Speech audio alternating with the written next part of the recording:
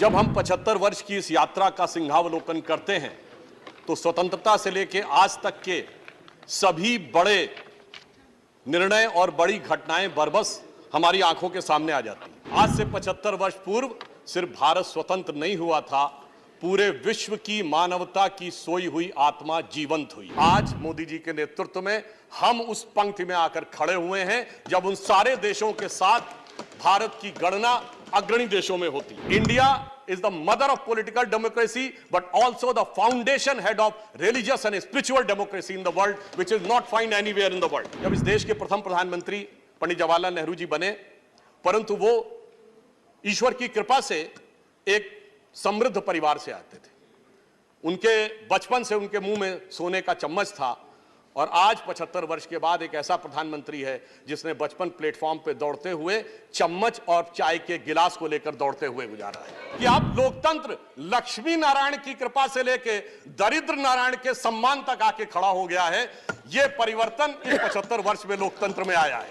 ये लोकतंत्र में को हमने उस मुकाम तक पहुंचाया है इस अमृतकाल में। मेरे विचार से इसके लिए भी मोदी सरकार का अभिनंदन किया जाना चाहिए। कि कमल का फूल दिख रहा था मान्यवर, G20 में जो कमल का फूल था वो 5 पंखुड़ियों वाला फूल है जो भारत का राष्ट्रीय पुष्प है।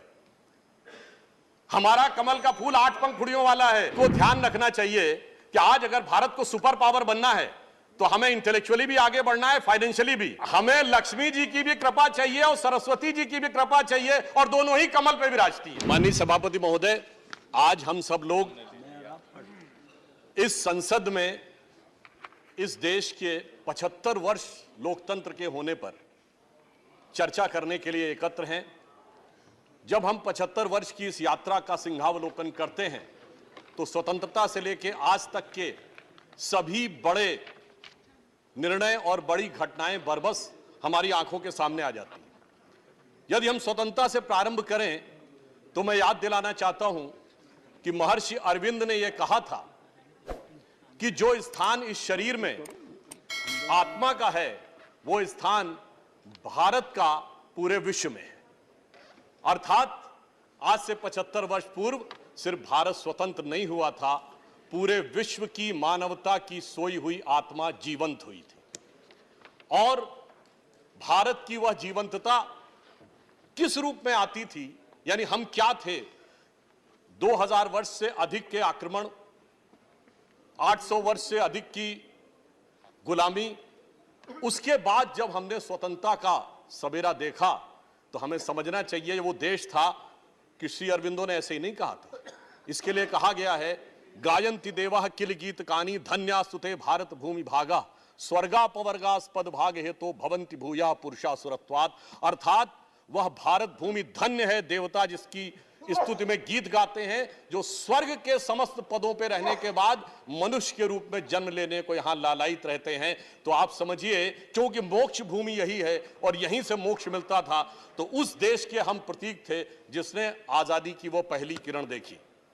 मैं मानता हूं कि लोकमान्य तिलक का पूर्ण स्वराज्य का उद्घोष, महात्मा गांधी का हिंद स्वराज, सुभाष चंद्र बोस जी की सैन्य शक्ति और बाबा साहब अंबेडकर की लेखनी की शक्ति, ये सब के सब कहीं ना कहीं इसी विचार से प्रेरित थे। और जब उस समय हम लोगों ने तत्कालीन प्रधानमंत्री पंडित नेहरू जी के नेतृत्व में यह देश ने आधी रात को नियति के साथ अपना पहला मिलन देखा तो उसकी हमें एक बड़ी कीमत भी चुकानी पड़ी थी। सेकेंड वर्ल्ड वॉर के बाद के दौर में दुनिया के कई देश तबाह भी हुए, डिवाइड भी हुए। कोरिया डिवाइड हुआ, जर्मनी डिवाइड हुआ, जापान तबाह हुआ था, इजराइल ने होलोकॉस्ट सह के एक नया अस्तित्व पाया था, चीन में बड़ा परिवर्तन आया था। परंतु हम कह सकते हैं कि हमने भी उस आजादी की बहुत बड़ी कीमत चुकाई थी, जिसमें लाखों लोगों ने अपने प्राण गंवाए थे और 1.5 से 2 करोड़ लोग बेघर बार होकर इधर से उधर गए थे, which is the biggest exodus in the documented history of Mankind. जब इतनी बड़ी कीमत चुका के हमें आजादी मिली तो हमें उसके मूल्य को समझना चाहिए। हाँ, ये सारे देश जो हमारे साथ आजाद हुए थे ये एक दौर में बहुत तेजी से आगे हुए थे, पर आज हम कह सकते हैं कि आज मोदी जी के नेतृत्व में हम उस पंक्ति में आकर खड़े हुए हैं जब उन सारे देशों के साथ भारत की गणना अग्रणी देशों में होती है।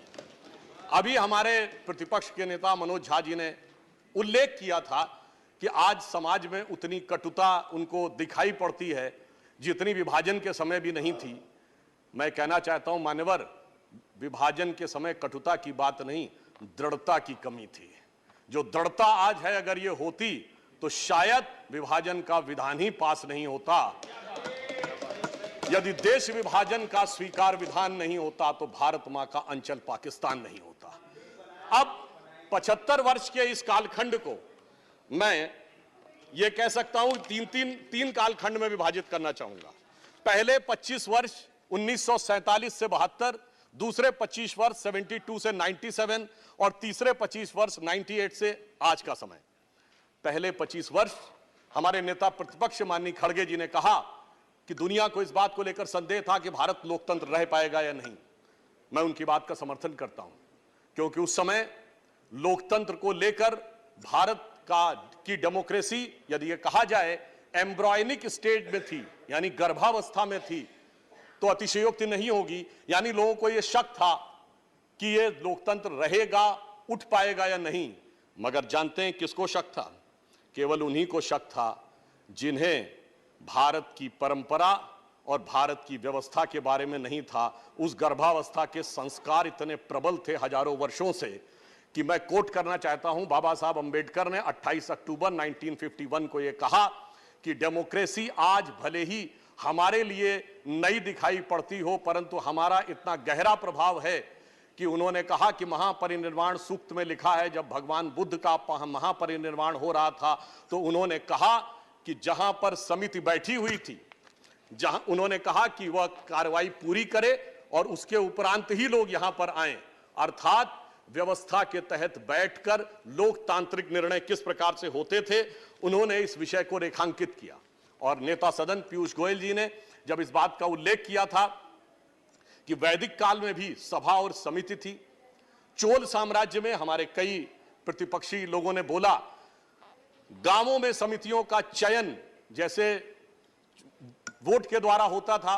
भगवान बासवन्ना के अनुभव मंडपम, जिसमें 12वीं शताब्दी में बैठकर निर्णय होता था, वैशाली का वह गणराज्य जिसे दुनिया का पहला गणराज्य कहा जाता है, इतनी बड़ी परंपरा थी। इसीलिए सिर्फ उनको संदेह था जो भारत को भारत की दृष्टि से नहीं समझ पा रहे थे। जो भारत की दृष्टि से समझ पा रहे थे उन्हें पूरा यह यकीन था, जो माननीय प्रधानमंत्री जी ने कहा कि India is the mother of democracy.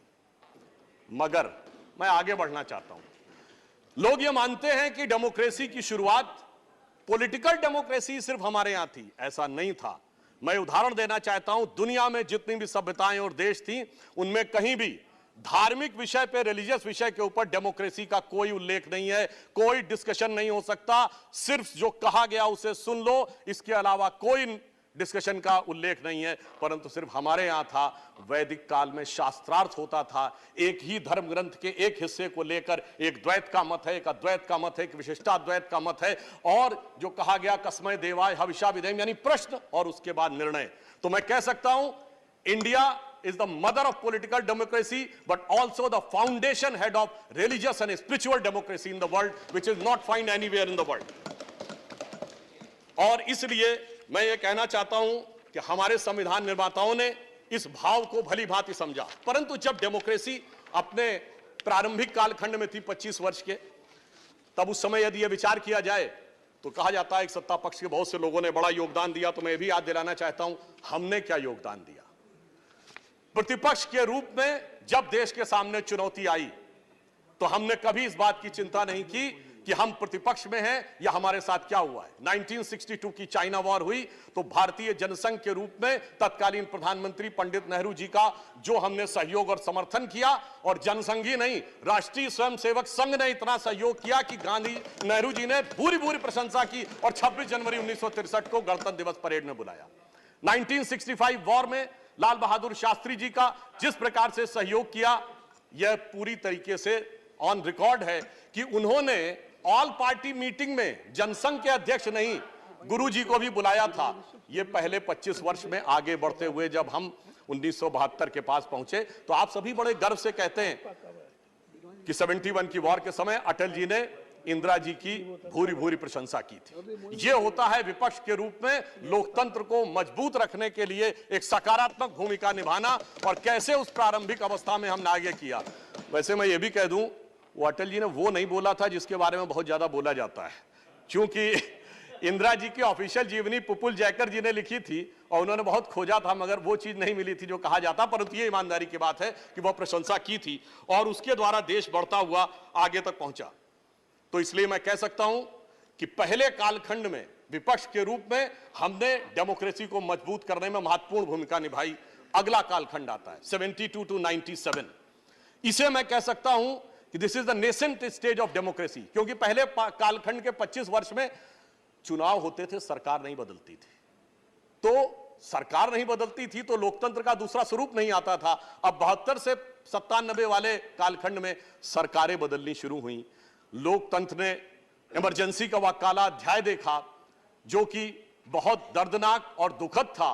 परंतु आज के इस अवसर पे मैं उसके डिटेल में न जाते हुए सिर्फ इतना कहना चाहूंगा कि भारत का लोकतंत्र इतना जीवंत था कि जेपी के नेतृत्व में हम लोगों ने वो आंदोलन खड़ा किया कि चाहे जितनी भी दमनकारी शक्ति थी, अंततः भारत में पहली बार केंद्र में सत्ता का परिवर्तन 1977 में हुआ। ये बदलाव आया। और उसके बाद एक चीज और याद दिलाना चाहता हूं कि जब एक गठबंधन बना था सभी लोगों को मिलके, मगर बहुत जल्द ही वो गठबंधन कुछ छल में, कुछ प्रपंच में, कुछ अहम मान्यता में बिखर गया था 1979 में। तो मैं याद दिलाना चाहता हूं इस संसद ने वो भी देखा कि ये 24 दिन की सरकार बनी, प्रधानमंत्री जी सदन में नहीं आए, और उस समय अटल जी ने दुखी होकर एक कविता लिखी थी। आप सबने वो तो सुना होगा ना, गीत नया गाता हूं, पर उन्होंने लिखा था गीत नहीं गाता हूं। उन्होंने लिखा था उस समय की घटना से दुखी होकर कि लगी कुछ ऐसी नजर, बिखरा शीशे सा शहर, अपनों के मेले में मीत नहीं पाता हूं, गीत नहीं गाता हूं, गीत नहीं गाता हूं। आज मेला कई बार लग चुका है, पटना से लेके बेंगलुरु से लेके मुंबई तक। मेले में कौन किसका मीत है ये तो शायद अंदर बैठे वालों को ही पता होगा कि उन्हें मीत मिल पा रहा है या नहीं मिल पा रहा है। तो मैं कहता हूं कि अटल जी की यह बात हमें एकदम उचित और उपयुक्त नजर आती है। इसके बाद उस कालखंड में 1980 का दशक आया, जब इस देश ने एक ऐसा दौर भी देखा जब 1980 में श्रीमती इंदिरा गांधी जी की सत्ता में वापसी हुई।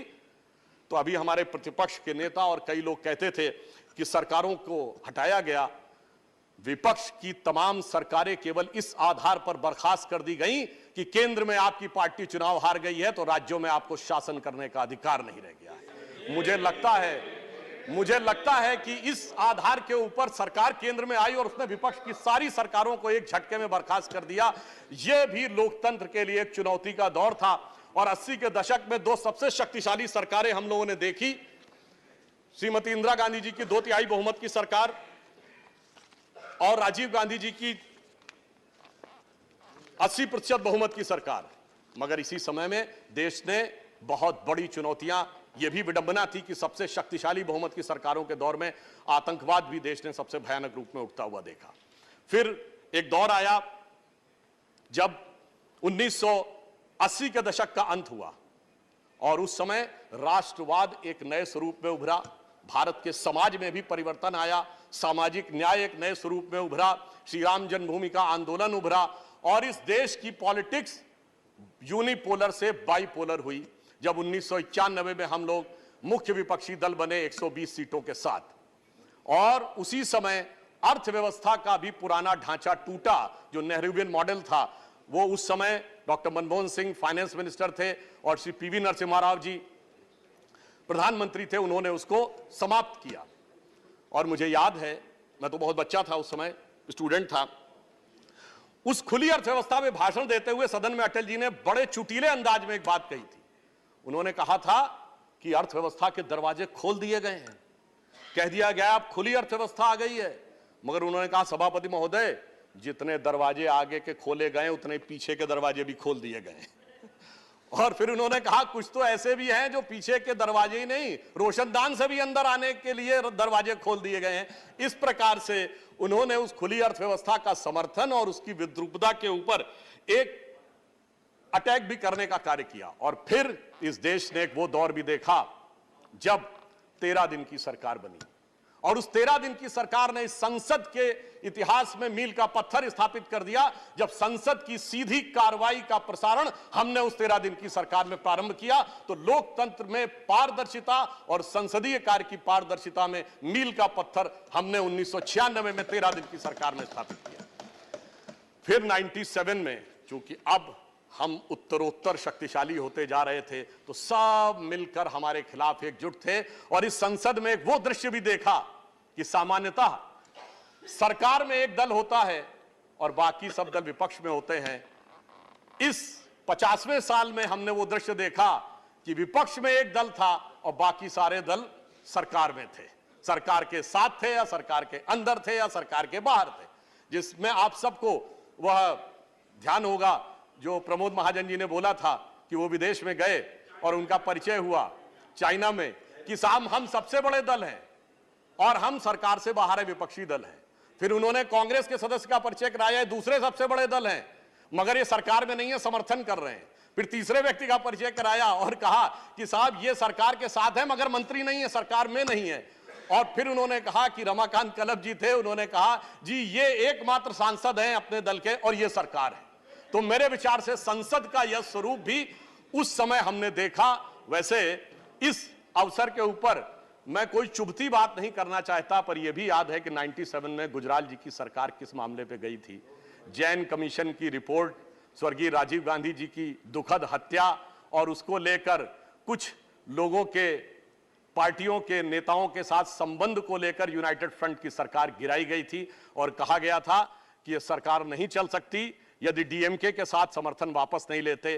परंतु कोई बात नहीं, आज 25 साल के बाद राजीव गांधी जी के प्रति श्रद्धा का ज्वार गठबंधन के खुमार में कहीं दब गया है और इसलिए अब परिस्थिति भिन्न है। अब मैं आता हूं इस कालखंड पे 1998 से 2023, ये तीसरा कालखंड जो हमारा हुआ, इसकी शुरुआत हुई पोखरण के विस्फोट के साथ। भारत की शक्ति का उदय हुआ और भारत में एक अंतर मैं और स्पष्ट कर दूं, 1974 में भी इंदिरा जी ने परमाणु विस्फोट किया था और 98 दोनों में फंडामेंटल डिफरेंस यह था कि 1974 में हमारे घोषणा करने से पहले सोवियत यूनियन और अमेरिका दोनों ने घोषित कर दिया था कि भारत ने टेस्ट किया है। परंतु जब हमने 98 में किया तो जब अटल जी ने कहा था प्रेस कॉन्फ्रेंस करके, तब तक अमेरिका को भी नहीं पता था कि परमाणु विस्फोट हो गया है।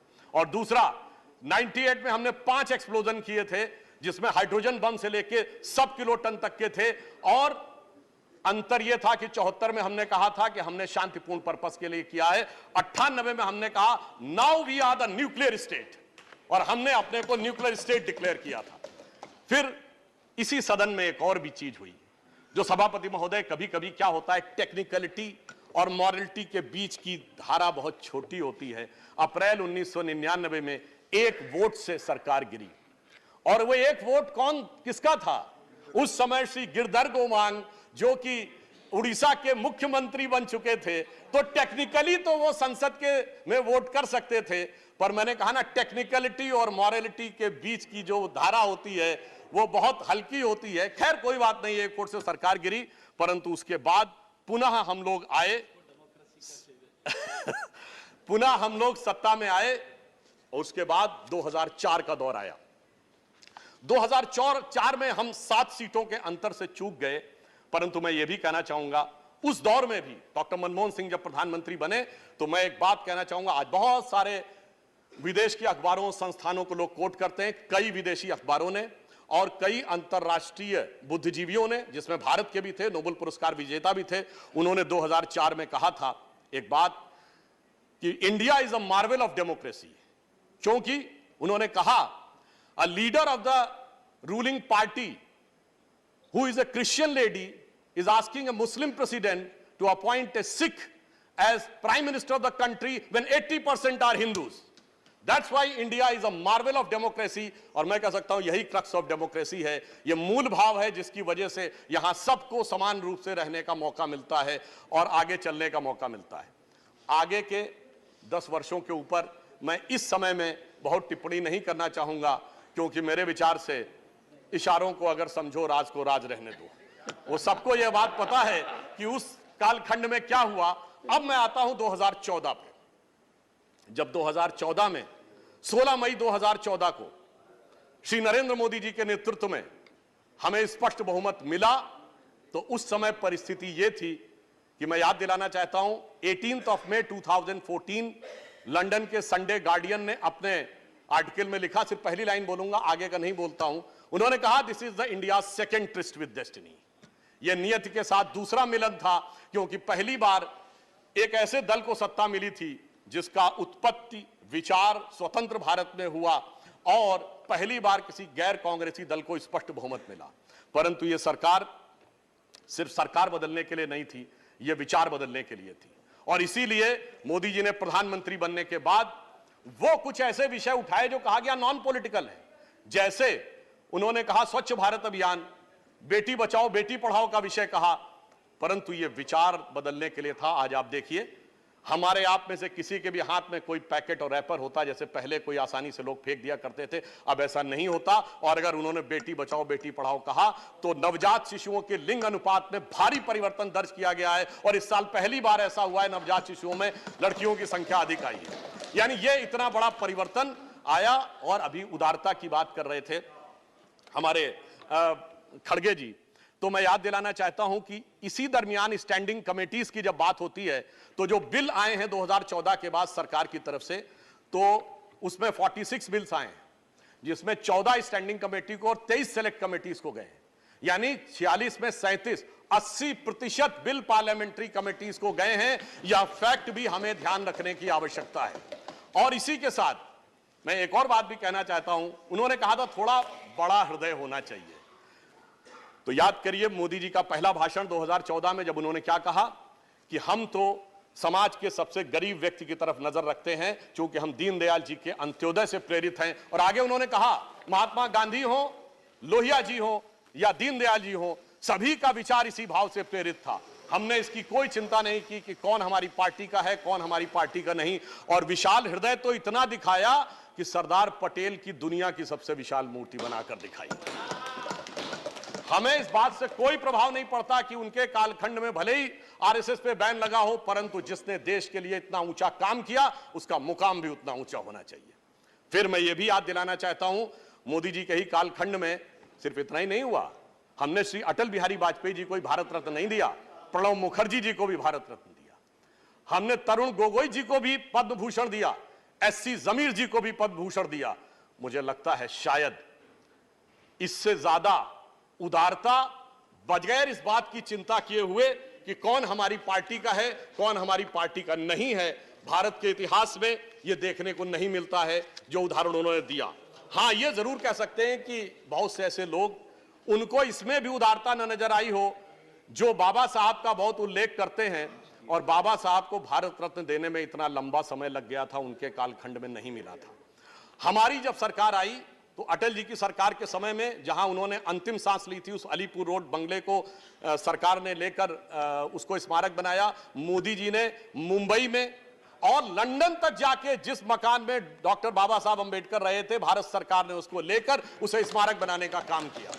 और 26 नवंबर को संविधान दिवस के रूप में उसको स्थापित किया। तो यह दर्शाता है कि हमने सभी के प्रति, जिसने इस देश के लिए जो योगदान दिया, उन सब के प्रति हमने ईमानदारी से और पूरी दृढ़ता के साथ इन 75 वर्षों में यह करने का प्रयास किया है। और एक और बड़ा परिवर्तन आया। देखिए, जब इस देश के प्रथम प्रधानमंत्री पंडित जवाहरलाल नेहरू जी बने, परंतु वो ईश्वर की कृपा से एक समृद्ध परिवार से आते थे। उनके बचपन से उनके मुंह में सोने का चम्मच था। और आज 75 वर्ष के बाद एक ऐसा प्रधानमंत्री है जिसने बचपन प्लेटफॉर्म पे दौड़ते हुए चम्मच और चाय के गिलास को लेकर दौड़ते हुए गुजारा है। तो मैं ये कह सकता हूं कि अंतर ये आया है कि ये लोकतंत्र की परिपक्वता है। इसका हमें इसको सेलिब्रेट करना चाहिए कि अब लोकतंत्र लक्ष्मी नारायण की कृपा से लेके दरिद्र नारायण के सम्मान तक आके खड़ा हो गया है। यह परिवर्तन इस 75 वर्ष में लोकतंत्र में आया है। और इस संसद में भी जो 4 सर्वोच्च पद माने जाते हैं, राष्ट्रपति, उपराष्ट्रपति, प्रधानमंत्री और लोकसभा अध्यक्ष, आज राष्ट्रपति पद पर द्रौपदी मुर्मू जी हैं। आज हम कह सकते हैं कि जनरल क्लास हो, शेड्यूल कास्ट हो ओबीसी क्लास हो, शेड्यूल्ड ट्राइब्स हो या माइनॉरिटीज हो, आज अब कोई भी वर्ग ऐसा नहीं कह सकता कि मुझे संसद के चारों सर्वोच्च पदों में से किसी एक पर कभी प्रतिनिधित्व करने का मौका नहीं मिला। ये लोकतंत्र में को हमने उस मुकाम तक पहुंचाया है इस अमृतकाल में। मेरे विचार से इसके लिए भी मोदी सरकार का अभिनंदन किया जाना चाहिए। और यह भी मैं बताना चाहता हूं, इस समय यह भी एक सुखद संयोग देखिए कि सभी पदों पर बैठे हुए लोग वो हैं जो आजादी के बाद उत्पन्न हुए हैं। अर्थात अब स्वतंत्र भारत का, स्वतंत्र भाव का नेतृत्व इस समय संसद में भिन्न भिन्न रूप में आगे चल रहा है। शक्ति सिंह गोयल जी ने कुछ बात बोली थी, एक मैं उनका भी जवाब देना चाहता हूं। उन्होंने एक दोहा बोला था, हम लोग की तरफ भी गांवों में बोला जाता है। आपने शायद ध्यान नहीं दिया जी, आपके एक वाक्य को देखकर बाहर गए। नहीं मान्यवर, उन्होंने एक सेंटेंस बोला था, हम लोग की तरफ भी गांवों में कहा जाता है, कहे घाघ सुन भट्टरी यही गांव में रहना है, और ऊंट बिलारी ले गई हाजी हाजी कहना है। वो कह रहे थे कि हाजी हाजी कहना पड़ता है, ये तो उनके मन की कल्पना थी। मैं सिर्फ 3 चीजें कोट करता हूं, किसी के प्रति कुछ नहीं। मौलाना आजाद की किताब इंडिया विंस फ्रीडम, उसके आखिरी वो 30 पन्ने जो उन्होंने कहा था मेरी मृत्यु के 30 वर्ष के बाद पब्लिश हो, उसको पढ़ लीजिए। श्री पीवी नरसिम्हा राव की किताब द इनसाइडर, जिसका हिंदी अनुवाद अंतर्गाथा के रूप में भी विद्यमान है, वो भी पढ़ लीजिए। और श्री नटवर सिंह जी की किताब one life is not enough पढ़ लीजिए। तो फिर मेरे विचार से शक्ति सिंह गोयल जी को वह शक्ति मिलेगी कि हाँ जी कैसे कहना है। और मैं एक बात और कहना चाहूंगा, खड़गे जी ने G20 पे कहा कि कमल का फूल दिख रहा था। मान्यवर, G20 में जो कमल का फूल था वो 5 पंखुड़ियों वाला फूल है, जो भारत का राष्ट्रीय पुष्प है। हमारा कमल का फूल 8 पंखुड़ियों वाला है। मगर मैं ये भी कहना चाहता हूं कि उनको ध्यान रखना चाहिए कि आज अगर भारत को सुपर पावर बनना है तो हमें इंटेलेक्चुअली भी आगे बढ़ना है, फाइनेंशियली भी। हमें लक्ष्मी जी की भी कृपा चाहिए। सर 1 मिनट और, हम कंक्लूड कर रहे हैं सर। हमें लक्ष्मी जी की भी कृपा चाहिए और सरस्वती जी की भी कृपा चाहिए, और दोनों ही कमल पे विराजती हैं। तो जितना कमल खिला रहेगा हमारा प्रगति का मार्ग उतना ही प्रशस्त रहेगा। और मैं ये कहना चाहता हूं कि हमारे प्रधानमंत्री जी के ऊपर, बस समराइज कर रहा हूं सर 1 मिनट में, हमारे प्रधानमंत्री जी के ऊपर G20 में हमने वो विकास दिखाया कि आज 7.8% के साथ हम दुनिया की सबसे बड़ी अर्थव्यवस्थाओं में सबसे तेजी से बढ़ती व्यवस्थाएं। आज दुनिया में क्या स्थिति है, चाइना की, अमेरिका की, यूरोप की, पाकिस्तान और श्रीलंका छोड़ दीजिए। तो मैं सिर्फ एक लाइन कहना चाहूंगा मोदी जी के लिए, और सर एक लाइन उसके बाद और आपसे मैं मोदी जी के लिए जो आप लोगों के मन में भाव आता है, तो मैं कहना चाहता हूं कि इस विपरीत परिस्थिति में जैसे देश को चलाया है, हमें इल्जाम मत दीजिए, बहुत अफसोस होता है। हमें इल्जाम मत दीजिए, बहुत अफसोस होता है। बड़ी तरकीब से कश्ती यहां तक लेके आए हैं, बदल देते हैं हम दरिया की लहरें अपनी हिम्मत से, आंधियों में भी चिराग अक्सर हमने जलाए।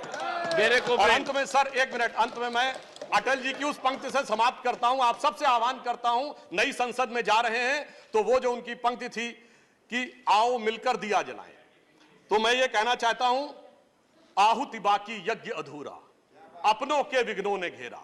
अपने लोग ही कुछ विघ्न उत्पन्न कर रहे हैं, कोई बात नहीं। आहुति बाकी यज्ञ अधूरा, अपनों के विघ्नों ने घेरा, अंतिम जय का वज्र बनाने नव दधीच हड्डियां गलाएं, आओ मिलकर दिया जलाएं। और यज्ञ का धुआं उन सारे वायरस को नष्ट करे जिसमें डेंगू भी है, मलेरिया भी है, कोरोना भी है, HIV भी है, जो मन में बैठा उस वायरस को नष्ट करे और एक भारत श्रेष्ठ भारत का मार्ग प्रशस्त करे।